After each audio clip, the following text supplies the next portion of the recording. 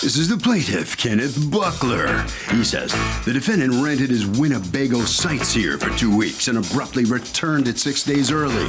When he brought it back, it looked as if it had been just abandoned. Not only was it all banged up and obviously in an accident, it was a dirty, filthy mess. The defendant also stopped payment on a security deposit, and he has no other choice but to sue the louse for the $3,000 in damages he's on the hook for.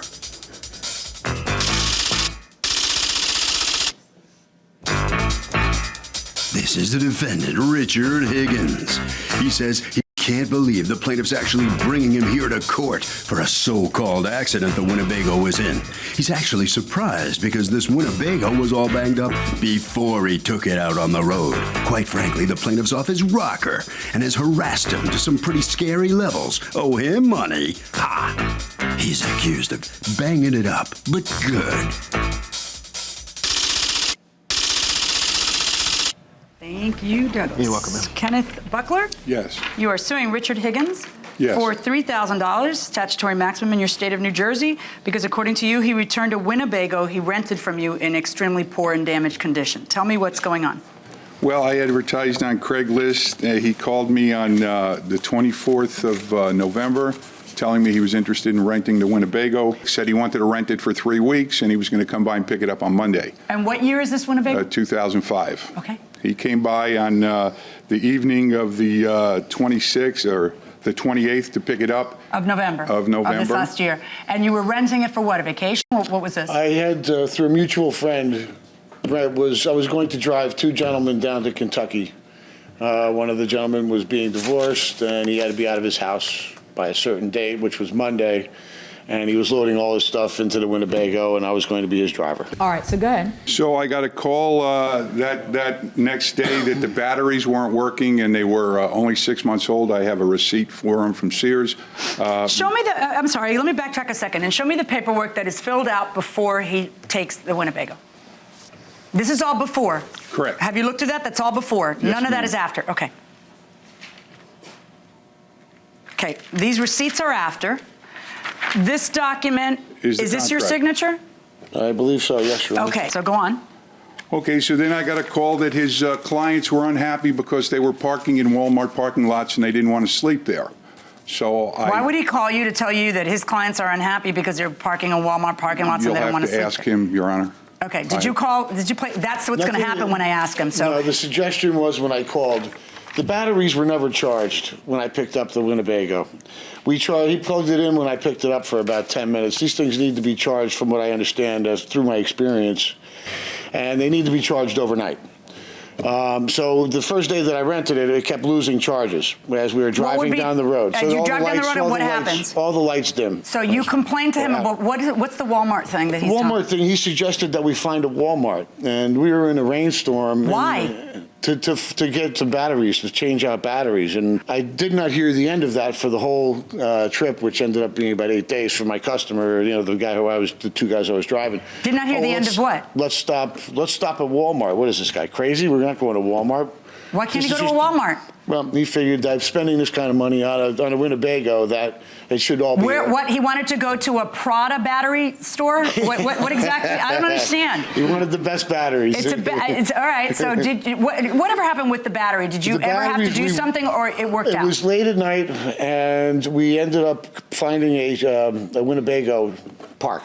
Right. Pulled in, and we charged it. Everything was fine. When did you do that? Day what? That was first day number 1. Oh, okay, right, because you figured it out fast. All right. Now, Yes. you end up returning the Winnebago early. Correct. Okay, how many days early? 6 days early.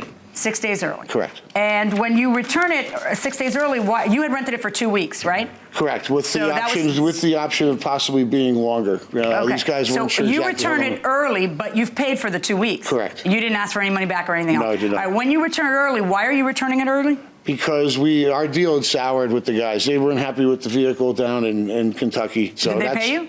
Yes. You got paid? Yes. All right, so you returned the Winnebago, and when do you first hear about his displeasure? That evening. He told me to drop it off, and he gave me a call back, and he was basically saying how badly the damage was on this thing. Okay, now first you tell me what was the damage on this thing. Well, I have pictures. Let me see what you've got. Hand it to Douglas, please. What happened was, on the contract, He was supposed to fill it with gas. He was supposed to fill the propane. He was supposed to clean it. He was supposed to dump the tanks. And there were stains all over. You'll see on the picture. Okay, hold on one second. Is it accurate that in your contract you're supposed to fill it, all that stuff's true, right? There would be, yes. There's truth to the matter of filling it up with gas. Okay, you didn't I didn't get enough money. I didn't get enough money from the guys who I rented it from. So I thought you said you got paid. I got paid personally, but not for the expenses on the way home. Okay. So I assumed that they would take Mr. Buckler would take the money out of the security deposit that we had left. Except what happened? The check was stopped payment on it. When did you finally try to cash the security deposit check? Well, what I do is I hold a security deposit. It's an expensive ordeal for people to give all that money, so I tell them they can give me a check as a security deposit. When they come back, we use that, to deduct things like tax and what have you. I know down most the road. people will cash the check so that they actually have money as opposed to a worthless piece of paper. I understand that. That's a very bad idea in retrospect, right? Yes, ma'am. So they stopped payment on it. Wow. Yeah. Because that $1,000 check wasn't from you, right? It was No, from them. it's from them, You didn't yeah. stop payment. No. Those guys stopped payment. Yes. Now the problem is that these guys didn't rent a Winnebago, did they? No, I did. You rented a Winnebago. So when he complains about propane and gas and things like that were in your contract, who do you think's going to get stuck with that? Well, that would be me. So let's talk about the physical damages. You were saying that you had to buy a new compartment door. What was wrong with the compartment door? Well, when he came and took a look around the vehicle, I have all four sides of the vehicle. Where is the compartment door that you're saying was underneath, where you open it up and put luggage underneath. Okay, but now in the damage report that you fill out beforehand, which Correct. says these are the damages that we have to this thing, let's all be on the same page here, because if we don't mark it, then it's going to be new damage. You have a big X where the compartment door is. That was one compartment door. And there's a big old X here. Because that's a big door. Yes, and that's Yeah. where you put your X. Put your X in a tinier spot. The compartment door in front, if you look at the pictures, is the one he damaged, as well as the one that was behind there. That damage is all along the same line. You're Right. saying that one of them was there, but the other one wasn't? It wasn't, the first damage wasn't as bad as it was. It was a little dent in it. I'm and when he having came a little back, trouble with that. I'm having a little trouble with that. All right, now generator use 18 hours. How do you mark the generator use? Is there's a meter. A meter. All right, so now the parking brake. Did you damage the parking brake? Because he had to fix it to the tune of $500 and something bucks 2 days later. No, I never used the parking brake. Do you have any correspondence, any letters from him, any emails from him where he's saying what the damage is beforehand, so I can see that he's changed it or added things? No, just harassing stuff. What do you mean? Well, it's over the course of 2 days because he wanted this originally in cash. My attorney said, I don't think you need to talk to him about that anymore. So there were about 50 phone calls of harassing messages and texts. Unfortunately, I was only saved, and probably luckily for Mr. Buckler, that I only have one voice message. Do you have one voice message for me to hear? Yes. Is it worth hearing? It's just indicative Go ahead, of the harassment that was. Yeah, play it. First saved voice message. Hi, Rich. This is your conscience. I love you, Rich. I love you so much. End of message. That's it? It was the one that I saved. Believe me, there was a number of other messages. Like I said, I think he's lucky. What the heck was that? Hello, Rich. This is your conscience. I love you. I love you so much. What was that? Your Honor, I have to give you a little background on this. After I spoke to Rich, I told him about the money he owed me. He said that, you know what, why don't we put it through my insurance and we'll take care of both doors through my insurance instead of me paying everything else and let the insurance company take care of it. I explained to him that I didn't do insurance fraud. Did you damage a door? My feeling is. Your feeling? No. No, I want your testimony. The My truth. testimony is that it was damaged when I got it. It was part of that first on the big door. It was scraped the whole way along. And he's trying to get me to pay for it. That's what my feeling is. And welcome back to the People's Court. Harvey Levin here. So, do you believe this defendant damaged his door? Yes. Because? He felt like he did. And why do you say that? Because he said he did. Well, he didn't say he did. He said he didn't, but he said something before. My feeling is he did. Yeah, exactly. I mean, my feeling is damage his door. No. Did he do it? Of course he did. There's no question. Did I do it? Of course he did. If you didn't do it, you say? Of course not. No. Of course not. You say? No. Exactly. Go inside the courtroom. The one thing I haven't discussed with you is the brake. I see the evidence that the brake was fixed 2 days later. Correct. Okay? And that's a little bit damning that it's only 2 days later that the brake has to be fixed. But I have to be careful that you're not just trying to, upgrade your 6-year-old Winnebago and put it in tip-top condition on his dime. I mean, clearly, he is a slacker, okay? He was done. He made his money. He's hoping that, whatever it is, you take it out of there, he moves along. He really doesn't care that his name is on the contract, that he's supposed to do all these things, that he's supposed to refuel, that he's supposed to repropane. He doesn't. I got it. Your Honor, as far as the brake is concerned, you have to apply the brake for the sides to slide out on the Winnebago. Where's the brake bill? Parking brake pedal, ratchet gear, teeth are stripped. Tell me about the brake repair. What'd they tell you? They told me that it was abuse. I said, why isn't that on this receipt that it was abuse? I didn't even think about that. I just thought about getting it repaired. All right. And then the last thing you're suing for are late fees, because from 12/7 to 12/11, explain that. Well, he signed a piece of paper saying that if he didn't pay for damages, if there were damages within 1 week, just like I have to return the security deposit 1 week, he would incur $100 a day penalty. Did you ever have a problem with the brake? No. Here's my ruling. I look at the list of these things, and most of these things are things that he was supposed to pay for, and that it's clear. I think he has to eat, of course, the return check, and I also think he has to eat the late fees that you're charging.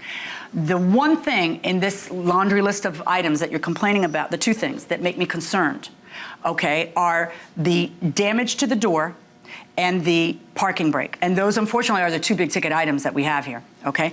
The damage to the door, you don't have a picture of the damage beforehand, confining it to some little thing, and then, look, Judge, look at this big thing, look at the difference. I can show you, which would be a good idea. It takes 2 seconds. Do you have a telephone?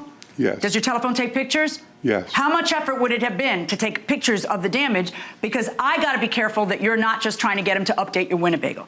The parking brake sounds to me like something that happens because of normal wear and tear of 6 years of a Winnebago. But if it's not, and you have the evidence that it's not, power to the people. Now bring me the evidence that it's not. Because what you brought me was specifically a report that does not say this is due to abuse. So, based on the charges other than those two things that you are legitimately claiming here, which are for filling the gas and the propane, the cleaning charge and the generator use, I've looked at the receipts and I am finding against the defendant in the amount of $857.72, plus, of course, your court costs. That's my judgment. All right, just hold it right there, please, guys. Well, the Winnebago guy will be collecting. Come on in here. Not everything he sued for, but he did get something on your dime. What's your feeling on this? I feel that it was a little excessive to begin with, but, there was some items that did need to be rectified, so I'm pretty satisfied. He tried to renew the whole Winnebago on out of your pocket. That's up to him, what he thinks he was going to get away with. Well, you drove it hard and put it away wet a little bit yourself, didn't you? I wouldn't put it in those terms, but... Well, what terms would you just put it in? Standard use would be more appropriate. It seems like you didn't really live up to your responsibility of giving it back to him in the same condition. I wouldn't agree with that either, so... Well, the judge did. Head right down this way. All right, so come on in here. What'd you do, try to get rich? No. I have a contract, and I think the judge misunderstood the damage report, but, I have to go by her wishes. That was kind of a weird message you left on his phone there. Well, I tried to get him. He was trying to evade me, and I didn't think that was right, so I had to get his attention. Is that what that was? Just act weird on the phone to get his attention? I think so. All right, Harvey? Okay, before you rent a car, you should walk around that car. Usually the lot does. Walk around the car and look. If there are damage to that car, make sure it's noted. And even better still, take some pictures before you leave the lot. That will do it for this case. Litigants for the next case on the way into the courtroom right now.